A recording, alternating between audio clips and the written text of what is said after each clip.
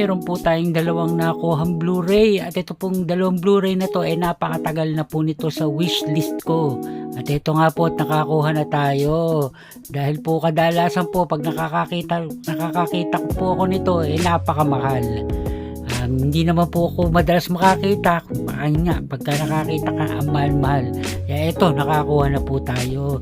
At ang nakuhanan po natin ito ay isang tao lang. Ito po yung isa. At ito po yung pangalawa. Yan, may ayos lang po muna tayo. Tsaka ako po ipapakita. Yan, at ito po sila. Patriots Day tsaka Trespass. Ito po Mark Wahlberg, Patriots Day. At ang director po nito si Peter Berg. Yan po yung director ng Lone Survivor at saka ng Deepwater Horizon. Si Peter Berg po madalas pong gumawa yan ng true to life story ng mga movie. Kaya ito, yan po tatlong pelikulang yan pareho pong true story po yan. Yan.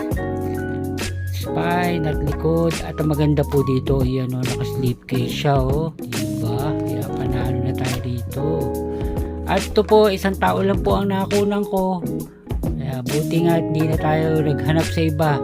Mayroon siya pareho at napakamura ko lang pong nabili nito. Yan po siya. Ito po yung Blu-ray at DVD. Wala po siyang artwork. Kaya pakasimple lang po niya. Yan. Patriots Day. At nakakuha na rin po. Ito po may 4K Blu-ray nga pala po nito. Siguro po sa susunod kukunin din po natin yan. Siyempre 4K Blu-ray na yun At nakakita na po ako sa Amazon. Yan. Patriots Day. At yung susunod po natin ay Trespass kay Nicole Kidman at saka kay Nicolas Cage. At napakaganda po nito. Pati po tunog. Yung pong Patriots Day, maganda rin po tumunog yun. Yan, at ang director po nito si Joel Schumacher. Yan po yung madalas gumawa ng mga thriller movies. Yan. Spine at likod.